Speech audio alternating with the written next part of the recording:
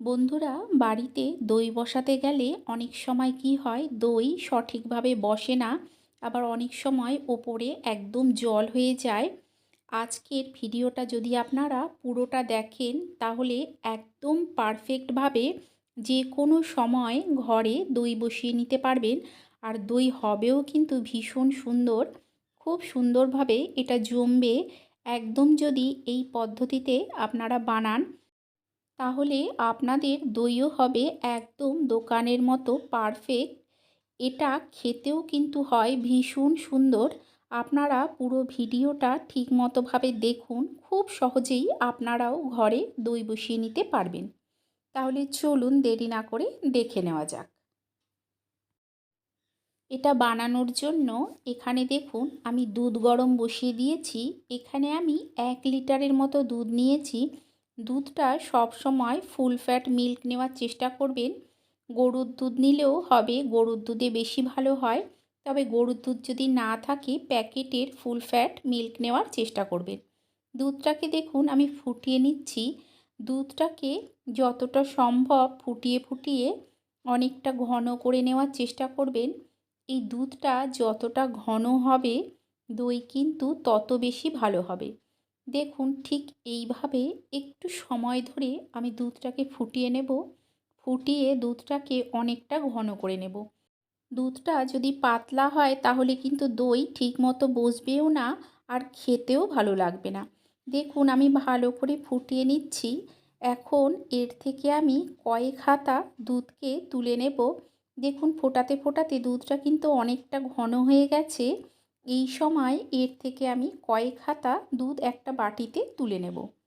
দুধটাকে তুলে নিয়ে গ্যাসের ফ্লেমটাকে লোতে করে দুধটাকে ফুটতে দেব যাতে আরও কিছুটা ঘন হয়। ততক্ষণ অন্যদিকে আমি একটা কড়াই বসিয়ে দিয়েছি। এতে দিয়ে দিলাম 4 থেকে 5 চামচের মতো চিনি। দইয়ের রঙটা সুন্দর হওয়ার জন্য আমি ক্যারামেল তৈরি করে নেব।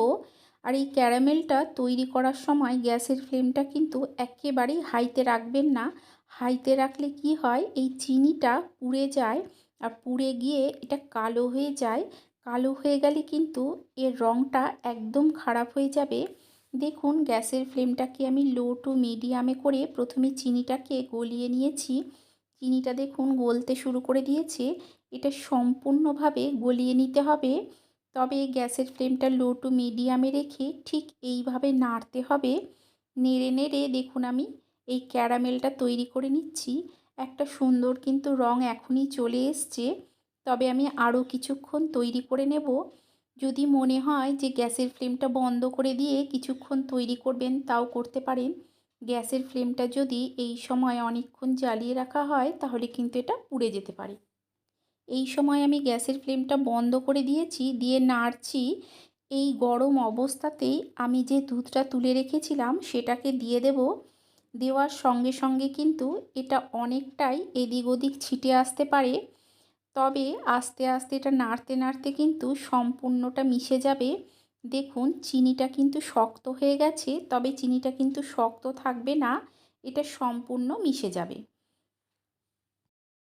ক্যারামেলটা তৈরি করে নিয়ে অন্যদিকে দেখুন দুধটাকে আমি আরও কিছুক্ষণ ফুটিয়ে নিয়েছি।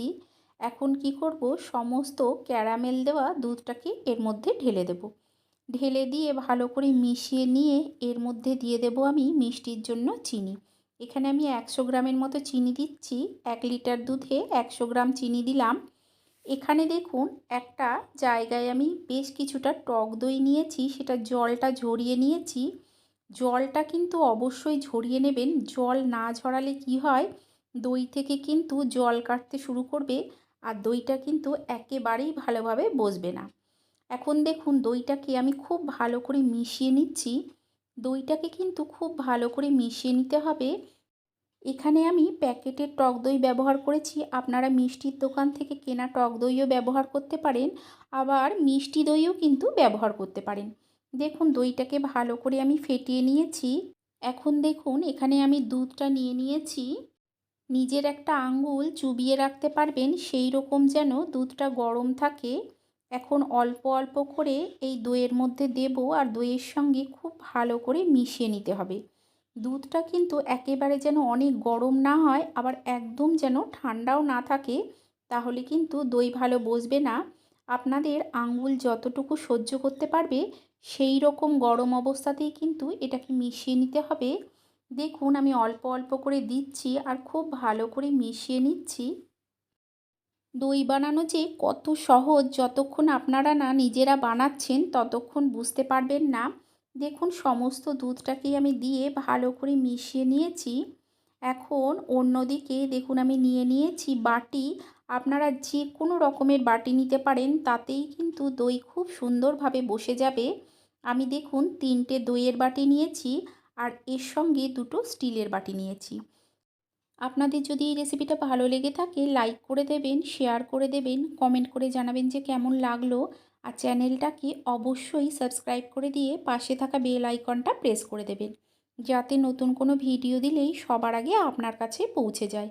আর যদি ফেসবুক থেকে দেখেন তাহলে অবশ্যই চ্যানেলটাকে ফলো করে নেবেন। দেখুন সমস্ত বাটিতেই আমি দিয়ে নিচ্ছি, সম্পূর্ণ দইটাকেই দিয়ে নেব। আর এটাকে কিন্তু ঢাকা দিয়ে একদম গরম জায়গায় রাখতে হবে। ফ্রিজ কিংবা এসি রুমের ভিতরে কিন্তু একেবারেই রাখবেন না। দেখুন সমস্ত বাটিগুলোকে আমি ভরে নিয়েছি। ভরে নিয়ে আমি কি করব, এর উপরে যে ঢাকনাটা আছে এই ফ্রাইং প্যানের মধ্যে আমি দিয়েছি, কারণ এর কভারটা খুব সুন্দরভাবে আটকে যায় আর এর ভেতরটা গরম থাকবে। এখন দেখুন এর মুখটাকে বন্ধ করে দিয়ে এই টাওয়ালটা দিয়ে প্রথমে কভার করে নেব নিচ থেকে। ঠিক এইভাবে নিচ থেকে টাওয়ালটা দিয়ে কভার করে নিয়ে ওপরে আমি আরও একটা টাওয়াল দিয়ে নেব। দেখুন ওপর থেকে আরও একটা টাওয়াল দিয়ে আমি সারা রাত এটাকে রেখে দেব।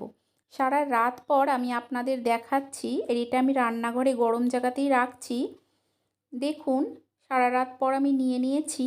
আপনাদের দেখিয়ে দিচ্ছি যে কত সুন্দর এটা জমেছে। আপনারা একদম এইভাবে বানাবেন, দেখবেন যে কত সুন্দর দই জমে। একটুও কিন্তু এদিক ওদিক হবে না আর খেতেও কিন্তু হয় ভীষণ সুন্দর। আমি আপনাদের দেখিয়ে দিচ্ছি যে এটা কত সুন্দর জমেছে। আপনারা এমন অনেক মানুষ আছেন যারা কিন্তু বাড়িতে দই বানাতে গেলে সমস্যায় পড়েন। অনেক সময় কি হয়, দই জমতে চায় না, আবার ওপর থেকে জলও কেটে যায়। এইভাবে বানালে একদম পারফেক্ট দই তৈরি করতে পারবেন, কোনো সমস্যা হবে না। দেখুন আমি দেখিয়ে দিচ্ছি যে কত সুন্দর জমেছে। ঠিক এই রকম হবে। আপনারা অবশ্যই একবার এইভাবে বানিয়ে খাবেন। আশা করছি আপনাদেরও ভালো লাগবে আর আপনারা খুব সহজেই এটা বানিয়ে নিতে পারবেন। তাহলে চলুন দেখা হচ্ছে আরও একটা নতুন ভিডিও নিয়ে।